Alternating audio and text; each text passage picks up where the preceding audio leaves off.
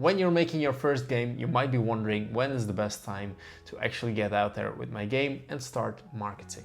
I talked to Robby Bisschop. He is the founder of Pirate PR, a marketing and PR agency that helps indie studios put their games out there. We talk about the importance of press releases and why it might be relevant for you to start attending events like Gamescom. I think this video will be interesting if you're wondering about when you should get out there with your video game and start marketing, and if as a small studio you should actually be attending and maybe even invest in a booth at a conference like Gamescom. I really enjoyed this interview and I hope you do too. Enjoy. Before we dive into the interview, let's get some background. Where did it all start for you? Where did you get involved with games? Playing games all my life, but professionally only since 2017. I actually went to school, high school, and with the idea of making games or writing about them. So I went to both the interview for studying journalism as well as making games, I taught at that time in Mechelen. And basically just all the people in the audience decided like I'll probably want to make games because those people seem to be more in line with what I'm look like, feel like, talk like, stuff like that. But that was 2005, 2008, way before DAE in Kortrijk was a thing, way before Luca was a thing, so there wasn't really a game education school yet. And the maximum of game programming I saw was ActionScript, Lingo, and basically what's now HTML5, and that was then Flash and Director, both two dead tools right now that are no longer used, but that's what I was studying at the time. I actually did get to make a game, well, part of a game, Catnet Kick 2, together with Larian from Belgium, and I had to make some of the mini games for them that were playable in the browser version of it, but also some of the mini games snuck into the full game that you could unlock by getting some coins or something, and those were just like Flash mini games that made it into it. But then 10 years of boring old giving SharePoint support for the European Commission. And since it was boring most of the time and I had some free time on my hands, I was always reading up on games. It was always a passion of mine. And I was doing reviews on the side, even interviews with some local Belgian developers where I would travel around Belgium, visit their studio and interview them for the website I was writing for. And the first company, I was always under the same company, Kronos in Belgium, one of the biggest IT companies. And the first person who hired me for that make a small game job, he discovered I was still writing about games and active in the Belgian games industry. And they said, we are doing under Kronos 2 new things. We're probably going to start a publisher, the first one in Belgium. And we're also setting up an event in Kortrijk called One Up. And we need someone to handle the community, but also someone who has a connection with all the Belgian developers and knows who to reach out to. So they offered me the job and I signed the very same day saying, working in games? Hell yeah. And then so you're really at the beginning of like the Belgian game scene, so to speak. Yes. And I still find my roots there. Like even today, I try to work for as many Belgian games as possible, giving them free advice. Even if they don't work with me as a PR agency and they go with someone else or they do stuff themselves, I still try to give them advice, link them to events to submit for or something, just to help the Belgian gaming community a little bit wherever I can. I think you hit on an interesting point there that like the games industry as a whole used to be, I'm not sure if uneducated is the right word, but there weren't really a lot of educations to get into games. And you kind of had to figure out your own path. Do you see that has evolved from now? Like yes. You have some education now. Is it harder to get into it or easier? Anybody can get into it, I'm assuming, because there's a base level of entry where you don't need any competences, I think. I'm not 100% sure, just to be allowed to study it. But obviously there is the regular, when you go into high school or a college, that they say, hey, look to the left and look to the right. Probably one of you three is going to make it through the first year. I think the culling is even worse on game education because there's so many different skills required there that a lot of people want to do it. But it takes the first year of education to realize, is one of these things that they're teaching me a fit for me or not?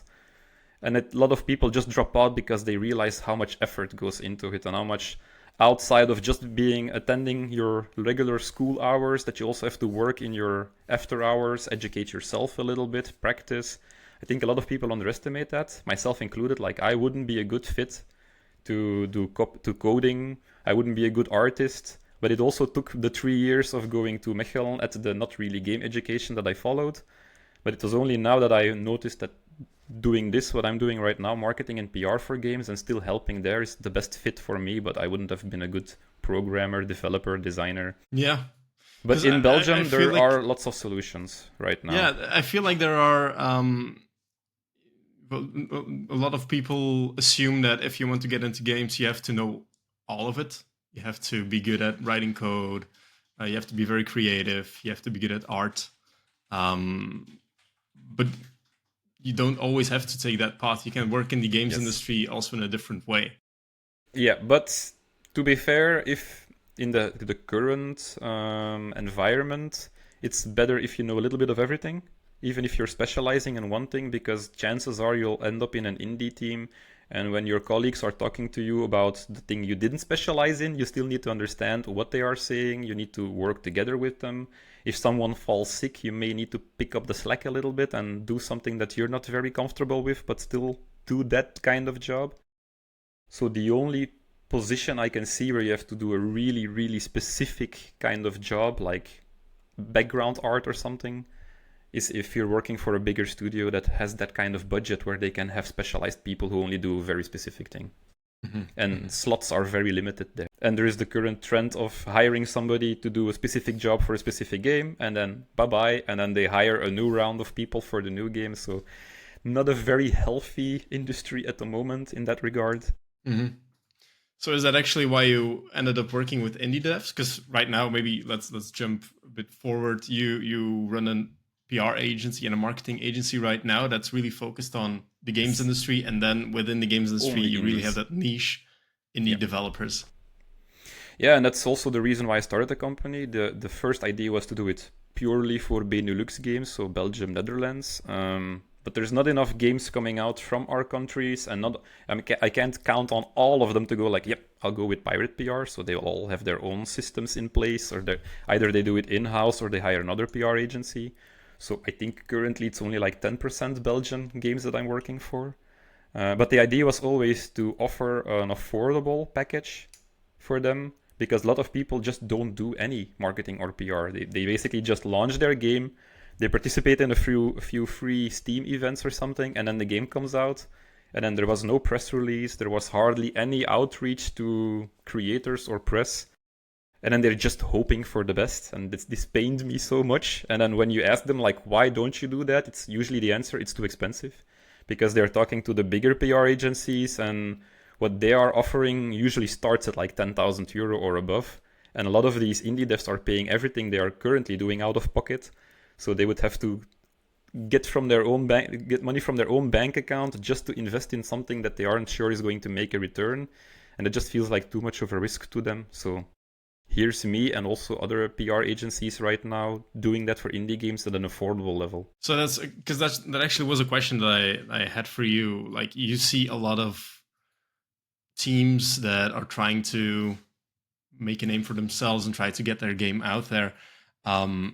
What's the biggest mistake you see then? It's probably just not investing anything in marketing, or are there any other red flags that you see? Yeah, that's a big one, not investing anything in marketing or starting too late with it, because I get a lot of pitches for people saying, hey, I'm going to release my game in 3 weeks, what can you do? And it's like, you're not giving me a lot of tools to work with if it's 3 weeks from now, because marketing is usually, it's good that you raise awareness, but people aren't typically sold on a game the very first time they see it, though they make that kind of attachment in their brain going like, this is interesting, but they're not convinced to buy it at that level yet. They need to see it a few times. And if you start too late with that kind of stuff, then you don't get that repeated encounters with it. So people will just not have enough time to learn about the game before it comes out. And then you don't see sales in the first weeks for the release and only afterwards. And the thing is, all those metric-based systems like Steam, they like to see activity in the first couple of days of a game launching, or they don't put you in the spotlight or any visibility slots. And then the second thing is, developers should probably test their games sooner if there is market viability, if it's fun to play. Usually, I don't like saying make the game that sells. Like, don't just look at data from Steam and look what games are selling really good. I should make that, because then you're not making it for creative purposes, but just for making money. And those usually don't result in interesting games.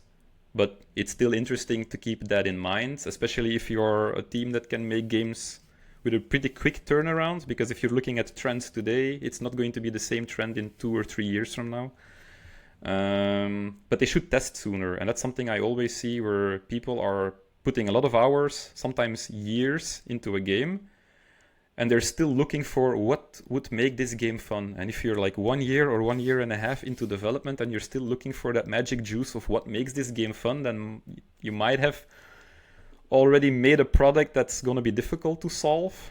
And it's better to... It was actually in a call, in a presentation by Rami Ismail really recently. Like, if you're not really sure what's missing in your game, fridge it for a little bit, make some other things, and maybe you'll come up with the idea that makes that first game idea much, much better during the process of making a second game, and then suddenly you will solve that problem.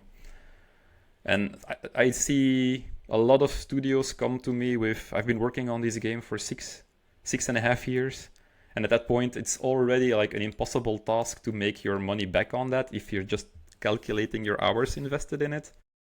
And same for publishers getting involved. They will also be hesitant because just the price of the game for making it is too high. And in today's industry, where so many games are coming out every single day, the risk is just too high. Well, so bottom line is, do your marketing quicker, and also do your test your game quicker. It doesn't have to be public. It can be in a private situation where you're just asking friends and family, or you're going to events without officially announcing your game. But you should get people to play test it sooner and find out if there's a hook there, if people want to keep playing it, or if you have to spend too much time convincing, like, no, I promise it, with 1 more year or 2 more years of development, it will start to become fun. If you have to start selling your game in such a way, you're probably putting yourself on a bad road from the start. Yeah. Well, if you are making your own game for the first time, I feel that it's hard to pinpoint that moment when you get to say, okay, I'm gonna start marketing this, I'm gonna put this out there, versus I don't think it's ready yet. Yes. Is there like a perfect moment when you have to start communicating? Depends on the type of communication. On social media, I think you can start pretty quickly by sharing some GIFs, screenshots, or like, I'm working on this, especially if you're the type of person who is trying to build a community around themselves as a developer or as a studio. Because at that point, sharing early doesn't hurt, and whatever attention you're getting is not solely for the game's interest, but also for yourself or for your studio, because you're building a community. But yeah, it should of course be something that you're proud of showing, because suppose that thing goes viral and people start sharing it around, you need to make sure that whatever you're showing is kind of close to final, or kind of close to what you want to show to people and what's going to be out there, like you're ready for it. And then that's something I often give as advice to people, even when they are earlier. So like, I have 2 kinds of contacts that reach out to me. Some of them are like, hey, can you help me in 3 weeks? Some of them are, I'm making this game that will be ready in 2 years' time. And then I often give them advice like, do you have a trailer ready? Do you have kind of your key art ready? And if they don't have that kind of assets ready, then it's too soon for me to get involved, because I can send out a press release without all of those assets that I'll need. But I do usually give them the tip of maybe share something that is a little bit more polished from the materials you have, and share it online on social media just to see if people are excited about this. Like, a really good example for this that I used to give, and that still makes sense, is you have on Twitter like pitch your game, and now on Blue Sky, etc. as well. And there was this game called The Wandering Village by Stray Fawn Studios, and when they pitched it, it was basically just a static screenshot, a concept art basically, but made in Unity and painted over with it to look like 3D. I think it wasn't even done in engine yet. And there was just a pitch of like, what if there was a town builder on the back of a giant walking animal? And that was it. That pitch was enough to be one of the top performing ones during that round of pitch game. And that strengthened them to like, we should do a Kickstarter for it. And then the Kickstarter was successful. And then from there on, they knew that they had a successful game in their hands, because they tested it at multiple stages. First, just with a pitch and a screenshot. Later on, with some animated shots. Then there was a trailer and a Kickstarter. And then later, when they were moving into the game, into early access and then a full release, each time getting more and more people interested in it. Mm-hmm. There's also the other end where you have an idea and you're very excited about it at first, but like creative people tend to lose interest after a while because they have a lot of other ideas that they also want to do. Yeah. I feel like that might be a pitfall as well. If you have an idea, you share it, you pitch it, and you say, "Oh, I have to do something with this," and then you kind of lose interest. Do you see that happen a lot? Yeah, that happens. And then especially with teams who are working on a game first in their free time, and then they get an opportunity like from a publisher giving them money or from government funds or something where, hey, with this kind of money, we can now pay ourselves to do it full time, only to then realize, I don't like doing this full time because I'm missing some inspiration, or I'm living this game and it's basically my entire life from every morning to every evening. So yeah, that happens as well, but I don't have a solution for how to reignite that fire for your own game, other than if it's your first game or your second game, try to make smaller, shorter games that have a quicker turnaround. But yeah, that's going to be a motivational problem on a personal level that I can't solve with any tips, sadly. Yeah, of course. So you mentioned press releases a lot. Yes. Well, I used to write about games couple of years back, and I got a lot of press releases from various PR partners. How effective are these, and like, do they really move the needle for small studios? Yes, they still do, but it's in combination with, there's a shift right now where press is not as important as creators, but those creators also still like to get press releases where they can learn about a game, see if it's something they like. That moving the needle also happens most of the time if it's in conjunction with a demo that they can play. Because if you're just sending out a press release, sure, press can write something, they can make written articles about it, but creators are rarely, unless it's like a horror trailer or something, they're going to analyze. Like with Zoocosis, they did this and were speculating of which other animals are going to mutate in the game. And we had a lot of YouTube coverage there. But if it's just a press release, just a trailer and nothing playable, then you're usually just limited to the press writing about it at that point, but that already has an effect. Like IGN sharing your trailer, that has an effect. You posting your press release out there, sites writing about it, this usually also kickstarts a wave of people just starting social media threads about the game, people talking about it on Reddit.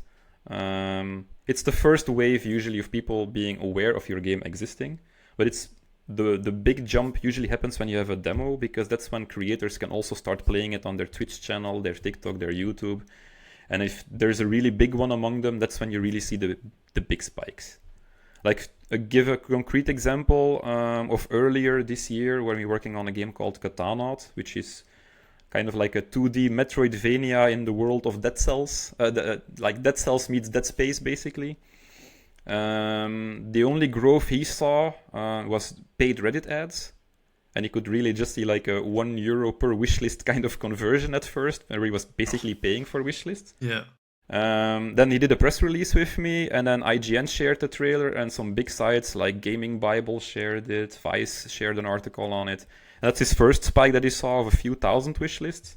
And then from my same press release, because there was a demo attached to it, Splattercat started playing it, and it was his second big spike. And you could really see, like, the moment the trailer went live on IGN and some articles went up, that was the first big spike. And then 3 days later, Splattercat played the demo, and then another spike in the wish list. And then it basically just flatlined again, where only his paid Reddit ads were doing anything. And then he made a new trailer a little bit later, and he shared it, but nothing happened much. And then I pitched it to IGN at that point in time, but they didn't respond because it was too busy of a period, I guess. And then a few months went by, and I still pitched it a second time because I knew that the main guy who goes thumbs up or thumbs down was out of office. I gave it a small try with the backup guy who was posting things to game trailers. They posted a second trailer. It got really good results, so they also posted it on the main IGN channel, and then that was the third big spike he saw in his games. So each time it was alongside us making the trailer, pitching it to big outlets, and sending a press release out there that we're seeing a spike for it. Mm. So there's also a lot of work going into it next to the actual press release. Yes, you need all of the assets. Yeah, it also seems like on one end you say, okay, I'm gonna just push this button, it's gonna be sent out, and then you just have to pray to the gods to see if it actually gets picked up. But you actually are also pitching that game to specific Yes. people then. Okay. Yes. And also preceding, like, I used to send out the press releases with an embargo, but all of the time there was somebody breaking that kind of embargo, so I stopped doing that. And I'm just pitching ahead of time with what I already have, but usually I don't have the full content of the press release yet, and I'm warming up people up to it with just a trailer, or just like, we'll have this update where we're going to reveal the release date or something. And I'm pitching that to the bigger outlets, also under embargo, but I know I can trust them to not break it because it's a one-on-one talking and trust kind of deal. And then later on, when the press release goes out, this is more of a shotgun approach where it's just sent to everybody. And also at a time where whatever is in the press release is public information and they can all share it. So there is no more embargo. So let's move on to the topic that I actually contacted you about. In 6 days now, I think, at the time of recording, Gamescom will kick off once again. It's a big event. It's the biggest in Europe. I would argue the biggest in the world too.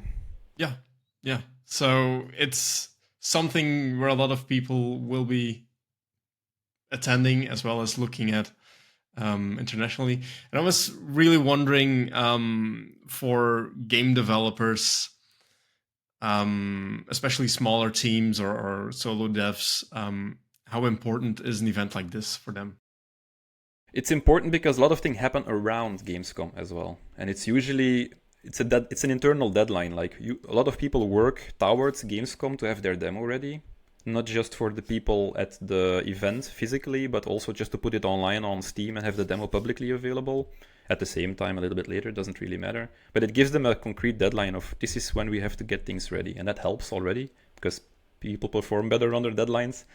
And then the next thing is they start preparing their trailer for it. They start submitting it to events around Gamescom, because it's not just Gamescom. You have Open Night Live by Gamescom itself. You have IGN at Gamescom doing stuff at Gamescom. You have Future Games Show by Games Radar, who does a Gamescom event.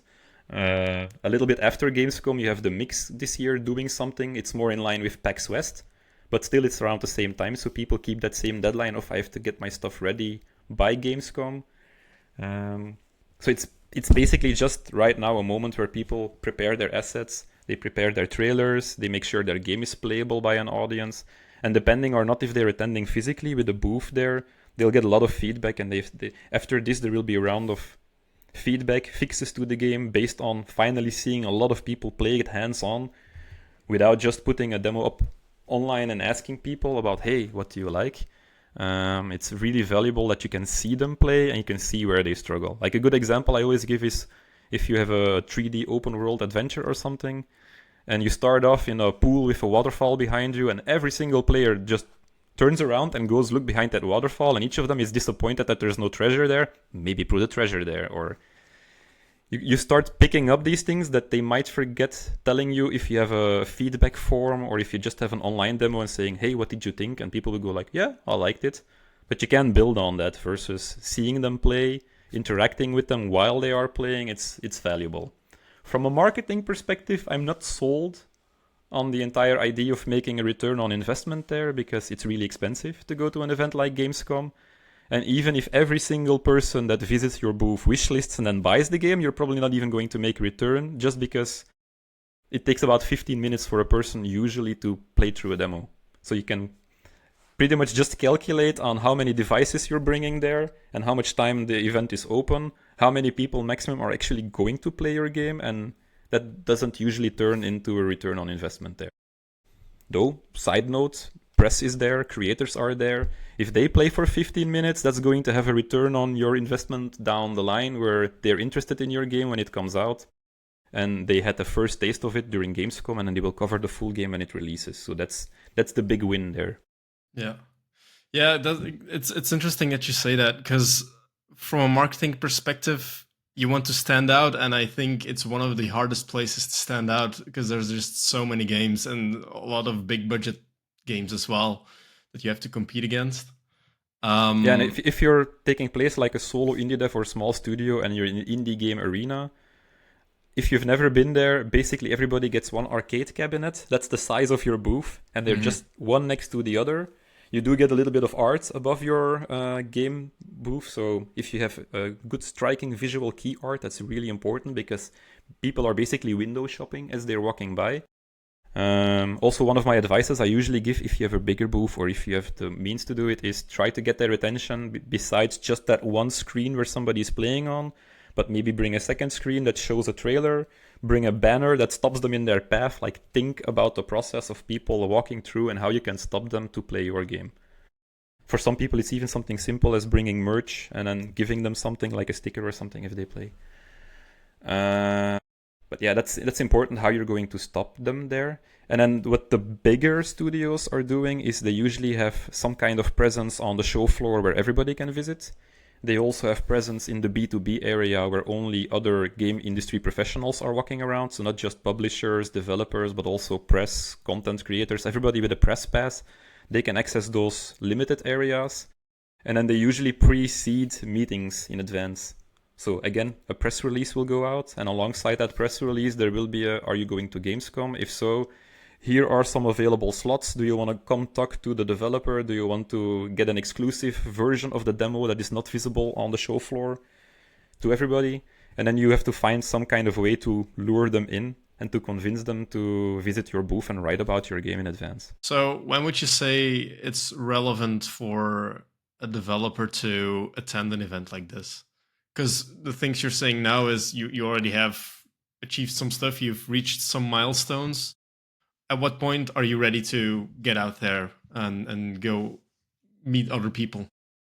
I'm gonna have answered this a lot, but it depends again. Like, what are you looking for? If you're looking for a publisher, then there's two ways about it. You either get a B2B pass and you just visit the publishers at their own booth. They'll usually have one, or you meet them at like a central area. Or the other way around, you have your own booth as a developer where people can come play the game, also some press and creators, but you also still set up some meetings with publishers to come over to your booth, play the game, talk to them, see what their deal is or what they're offering, and then you can talk with them. But usually this is a multi-year process. Like just looking at the Belgian games, I see them going to that B2B area for 1 or 2 years. And in the first year, they're pitching to publishers, and in the second year, they're still pitching to publishers. So I don't know what kind of returns you can expect there or how easy it is to strike a deal these days. I'm assuming it's very difficult because, again, everybody is more risk-averse these days, and they want to see a more finished project. And you'll always get the feedback like, ooh, this looks interesting, but I want to see it closer to being finished. And at that point, it's like, what's their value still going to be? But that's a totally different story altogether.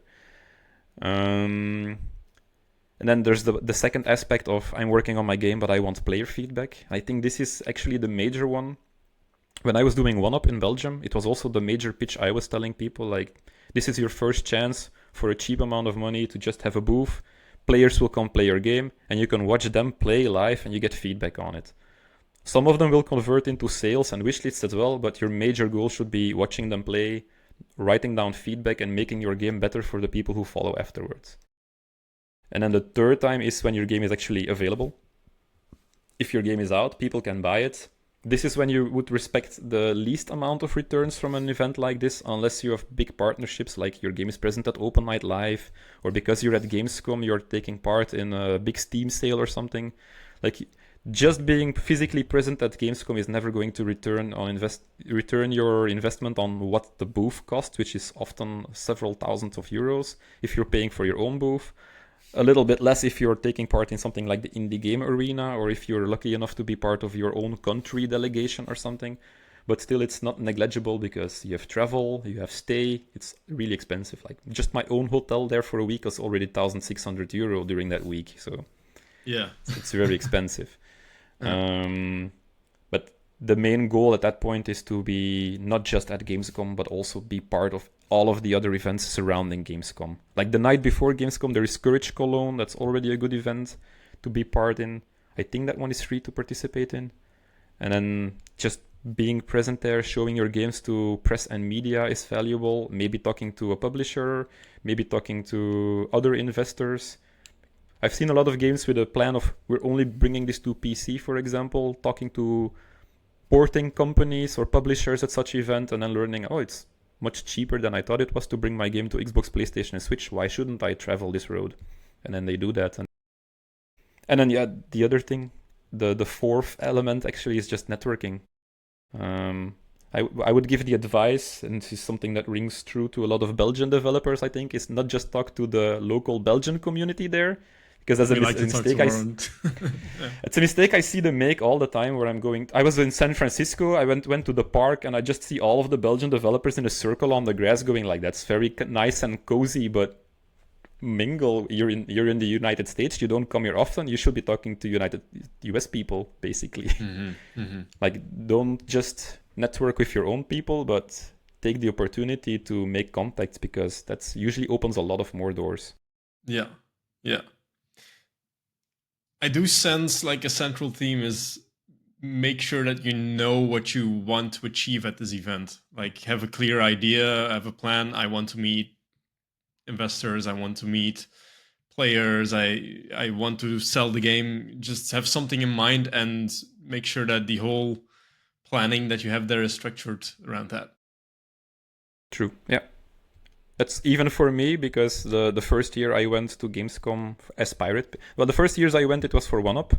And then I had a clear goal, which was basically, I need to find exhibitors for my own event I'm doing. Right. What better place to do that than at another place where they're already exhibiting, and in 6 months' time we'll have our own event. And then, because I know it's in Kortrijk, I don't have to ask someone from the United States or from Japan, like, hey, do you want to come to this smaller Belgium event? Like, that's a pitch that's hard to be doing. But UK, the Netherlands, France, the north of France especially, Germany, I convinced some people to come over. And then was also doing some journalism things on the sites, writing about games. And then as soon as it became for Pirate PR, my first year was finding clients. And then the second year, I already had enough clients. So it was basically just network and learn. And then the most valuable thing I did last year at Gamescom was talking to Steam and learning, hey, the Belgian Game Awards are something I'm helping with every single year. I want to set up the first Steam sale page event for it. How do I go about that? And I got advice from them, and not just advice, but also a promise that they would feature me on the homepage of Steam in Belgium for 2 days. Like, that was huge. And that wouldn't have happened if I was just emailing them and sending the messages. It was because I met the people face to face and explained them the importance of the local ecosystem, of that thing to the local ecosystem. And then this year it's mostly networking again, because my work is fully booked until the first quarter of 2026. It's not like I need to find clients there, but I always do. Like, and then it usually ends up being my most interesting projects of the year. Like last year, it was Ruffy and the Riverside, and Off, a Belgian game that's coming out really soon right now. I didn't even know it was Belgian. And then Fangamer is making it. I talked to the people at Fangamer and now doing the PR for it. And those are my 2 biggest titles that I'm working on this year. And both weren't on the schedule. So, yeah. You mentioned the Belgian delegation, or like the country's delegations. It's nice to have like a group of developers from the same country, or like indie devs that get bunched together. What are the benefits of doing it this way, of attending an event this way? Saving money, because the booth from the Belgian Games delegation is giant. Like, it's a really big one. There's a lot of games there, not just from Flanders, but from Wallonie, Brussels. Like, the entire Belgian games industry is there, each via their own organization. Currently, it's organized by FIT, I think, Flanders Investment and Trade. So even though it's by Flanders, but the booth is still a joint thing with also the Wallimage organizations. And it's just, you get a bigger spot in such a location at a more expensive spot, because the B2B place is also pretty expensive. And they're paying for this giant booth, and then you can just pay for your cubicle in it. And also some other advantages, like they have a meeting zone, they'll have extra place to drop your backpack, to sit, to get a drink. Like, don't underestimate, these things are very, very valuable in a day when you're just constantly talking, you're just having other people around that you can trust, or dropping your backpack somewhere for a safe moment, or having meetings at a location that you can pre-arrange. That all has value. And it's all much cheaper if someone else organizes this for you and just pay your participation fee versus setting that up yourself.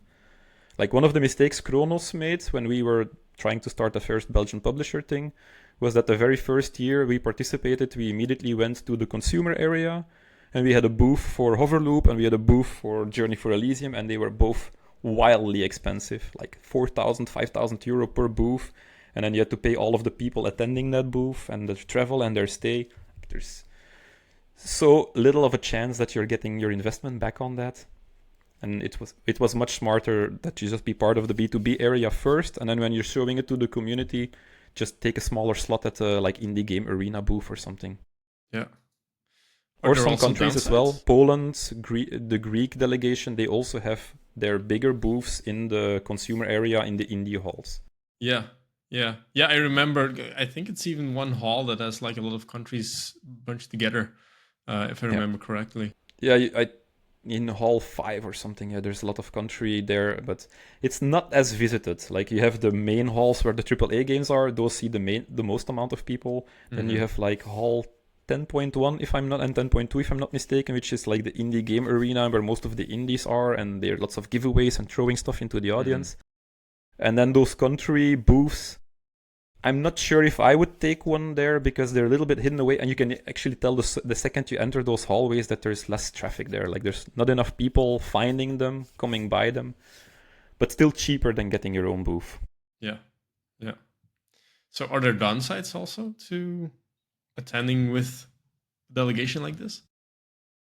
Yeah, the pitfall of staying too close to your own countrymen and just talking to those people and not really mingling with the booths around you. Like if you're in the indie game arena, the chances are you're not going to be standing next to two other Belgian people. And it's much easier to start talking to other developers, broaden your horizons, see what other people are working on versus the same games and the same people you can meet here at Brotaru, at the Belgian Game Awards, at local events.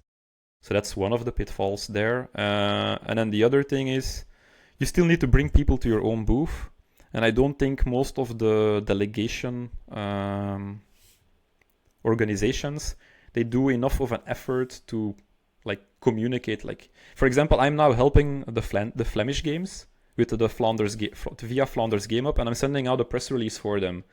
But I think only 2 of the 8 people I'm sending out the list for have a physical booth there. So the rest is just like, click here to book a meeting, and then you'll still need to figure out where that meeting is. And if you want to play the game, it'll be like a laptop literally on your lap or something, just to find a location to play it.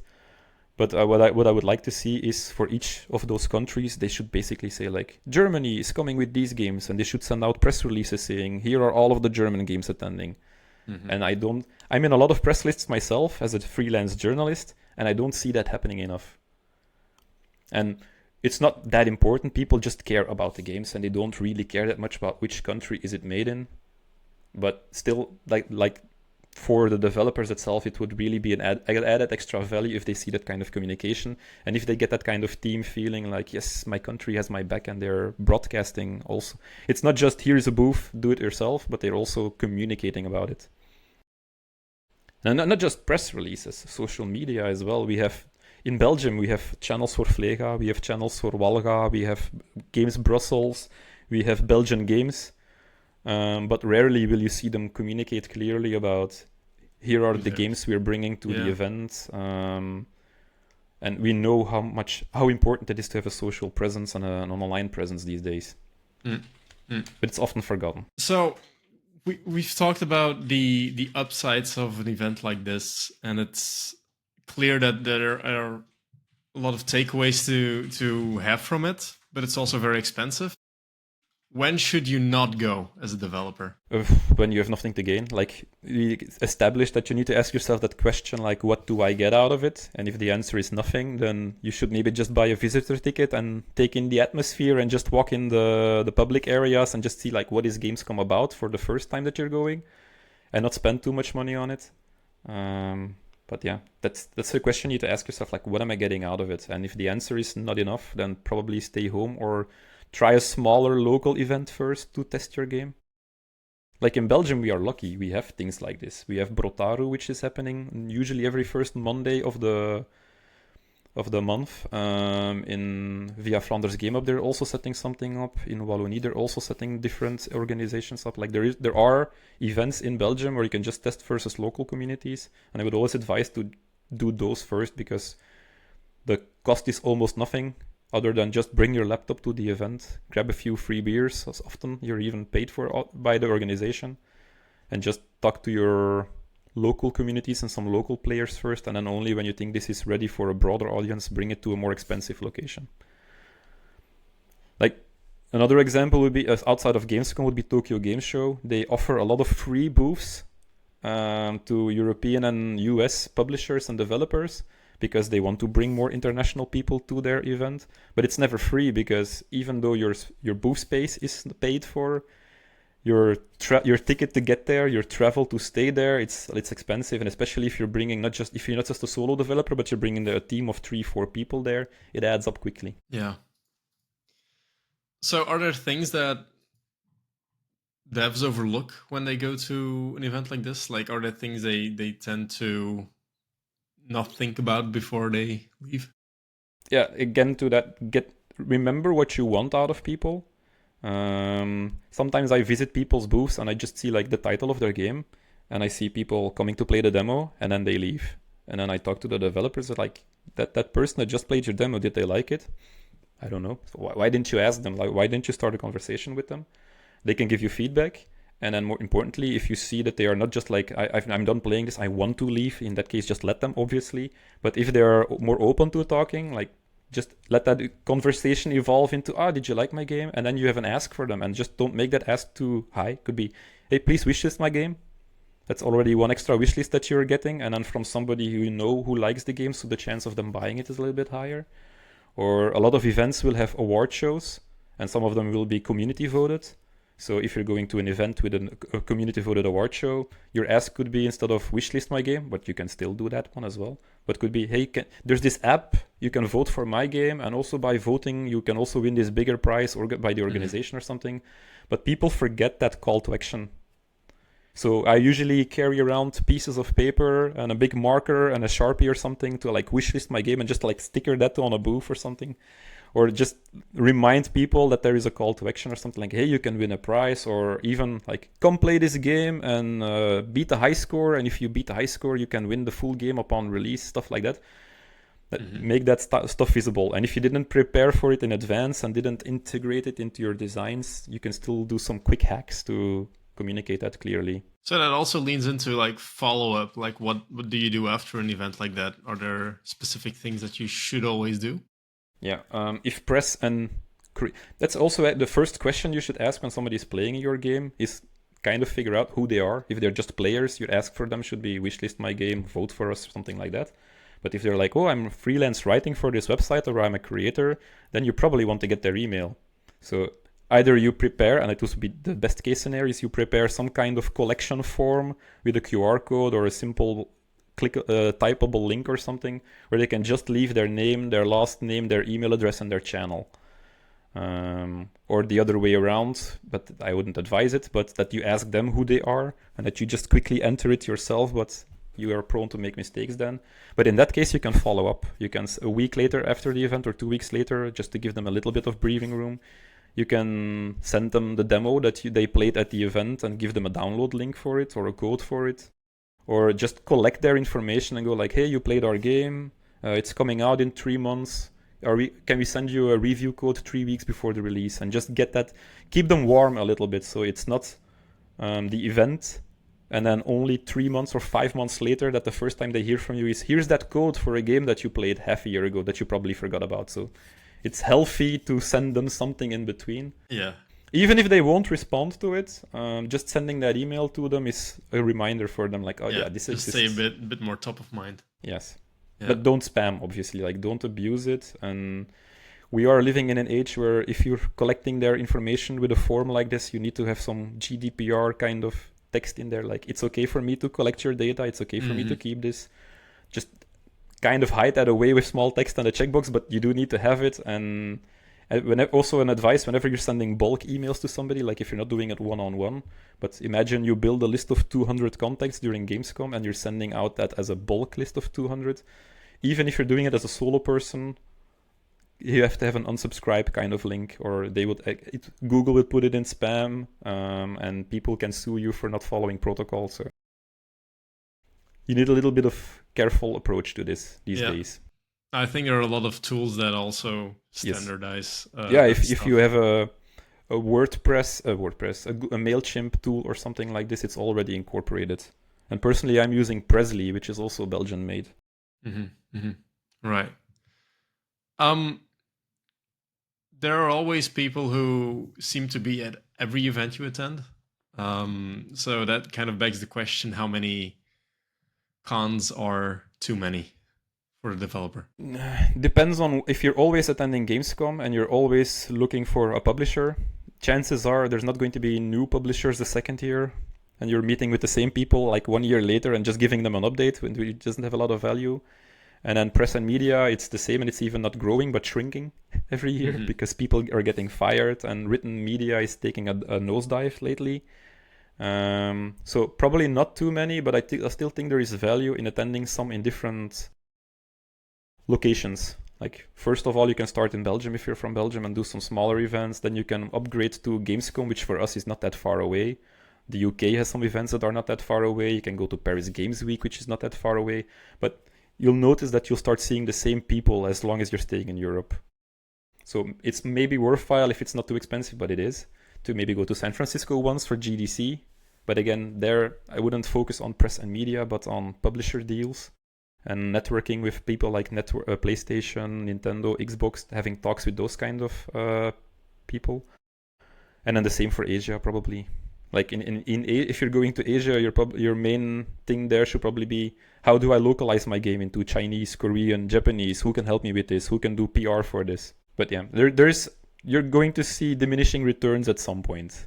Yeah, but it's going to be different for every game. It's clear to me that it's a different scenario for every event that you attend. Like, at some events you want to do some more networking, at other events you want to look for player feedback.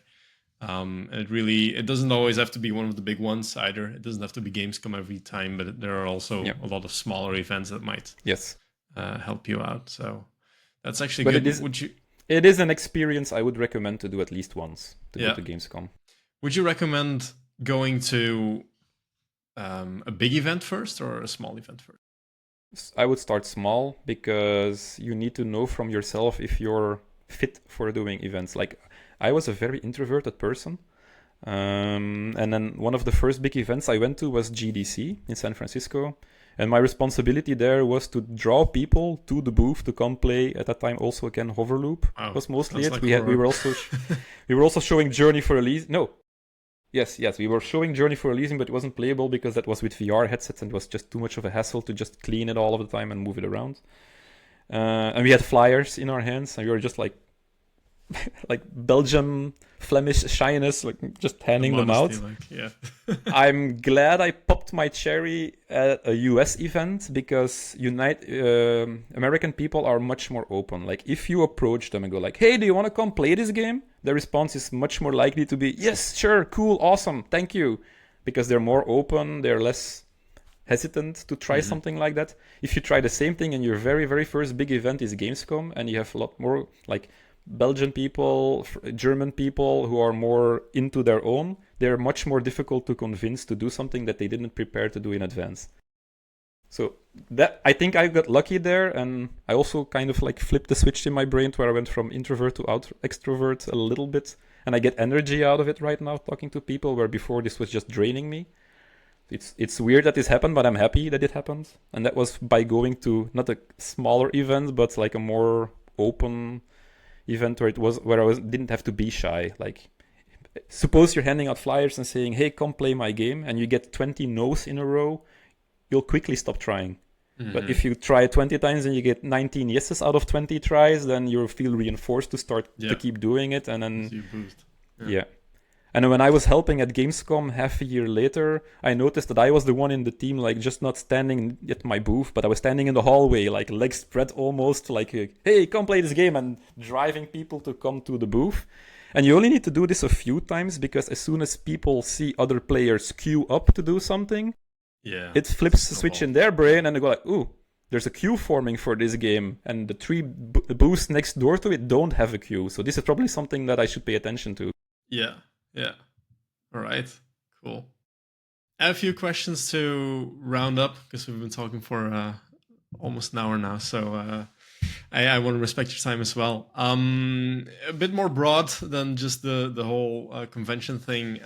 What advice do you have for game developers that are just starting out now? It comes back to that test earlier to see if you have a viable game. And then these days, I would also start with very small projects. Like if it's your first game and you're sure you're going to make it a commercial release, or you're going to make money, ask money for it, try making something in as short a period as possible. Releasing it and getting that experience from learning to talk about your game, learning to make a game, putting it on a store, seeing how it behaves on a store, going through all of the things like discounts, participating in bundles, submitting that game for events, talking about your game on social media or sending out press releases. Like basically everything you're going to do for a bigger release. I think it's healthy if you try to do that for a smaller game where there is not really a loss for you if it turns out into a failure, or your game doesn't really sell well, but the experience you gain.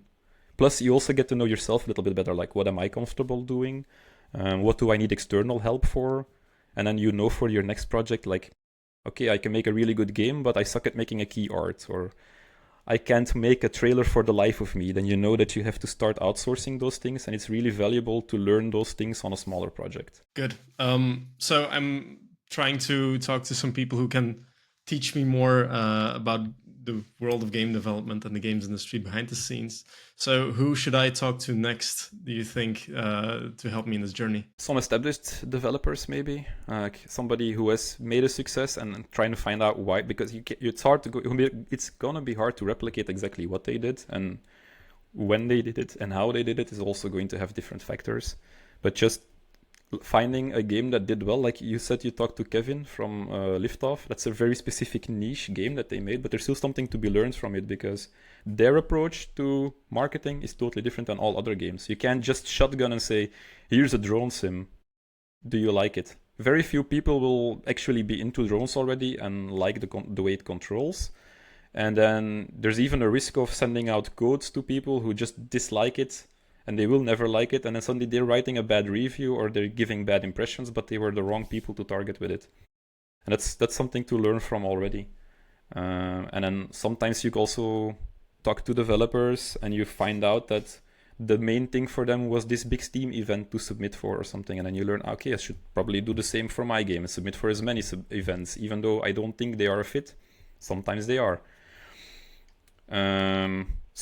Are you looking for local people or international people?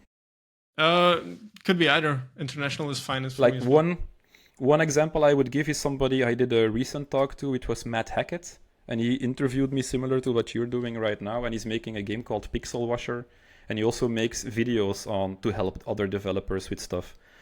Like he wrote an article that I also shared on the Pirate PR website about how to make your developer page on Steam visible. Because like I said, it's healthy that you make a smaller game first. And if you just have one single game, maybe your developer page isn't that important. But as soon as you have a second or a third game, people will start clicking on that developer link on your Steam page. And then not just showing them the default Steam list, but actually formatting your page to look like a developer page and taking some ownership of like, this is my identity. These are the games I make. And shaping that a little bit, that helps. And that was an article he did, and very few developers knew that they could do that. And they thought it was limited to publishers only to make something like that. So that's a good person to talk to, I guess. All right. Awesome. Good. Now just time for you to plug yourself and your business as well. Where can people reach you if they want to find you? Yeah, the easiest is just piratepr.com. That's the landing website still, where you can find our social links. I also recommend checking out the Treasure Trove, which I probably should give a more logical name so people know what it is, but it's basically a blog of articles I've written about. So you're releasing your game on consoles. How do you actually ask Nintendo, Xbox, and PlayStation for marketing support? Because just bringing your game to their platform, they won't automatically share your trailers. You have to ask them, and people usually don't know that kind of stuff. Or you're going to launch a game. Be prepared for thousands of emails in your inbox, and 99% of them will be fake. And like how to find the real ones and how to do your own kind of outreach and prevent fake people from getting a code. Stuff like that is on there as well. Right, awesome. And one bonus thing, there actually is an indie game coloring book, I also Yes. noticed. So if you have Anybody kids or you like hearing coloring yourself, you can also go over there. Yeah, and it's open to all indie devs. So if an indie developer is working on a game and they have like a nice black and white line art and they want to submit it to me, it's open to all, and I just add it to the page. And I'm also looking into having a physical print version made with it with a external partner that you can actually like buy the coloring book online and get it sent to your home with all of the indie games in it. That's an interesting idea. How did you come up with it? My wife brought an adult coloring book to the like a restaurant for our kids to color in, and I was actually the one coloring it in, and I was just doing like a really interesting phoenix-like bird thing. I was like, oh, this looks like a game character from Final Fantasy. And no, I was like, I would like to have a coloring book from Final Fantasy, and I was looking that up, and it actually exists, and then evolved into, but what wouldn't it be cool if like every page was from another game and it was indie games? And then the week after, I just started asking around locally first with Belgian games, and I already had like 5 or 6 applications. And then just by sharing that, more and more people are like, how can I get into this? And then the coloring book evolved. Awesome. Yeah, and there are a lot of titles on it right now already. Yep. So yeah. And some big ones as well, like Monster Train 2 just joined 2 weeks ago. And they were the ones to reach out to me. It's like, ooh, this is big. Yeah. Awesome. Good. Well, Robby, thank you so much for your time. It was a very interesting talk. And yeah, I'd say have a lot of fun as well at Gamescom. I'll try. Thanks for having me. Thank you so much for watching this video up until now. This is actually the first video that I've uploaded to the Your Game is in Another Castle YouTube channel. It also comes with a blog on Substack, which you can follow via the link in the description. I am making this content because I myself am trying to get into game development. I've been putting this off. I'm in my 30s now, so if I don't do it now, then I will never do it. And I want to take you along on my journey. So if that's something you're interested in, if you want to see me talk to more industry professionals, give me a subscription here and ring that bell for the next video. See you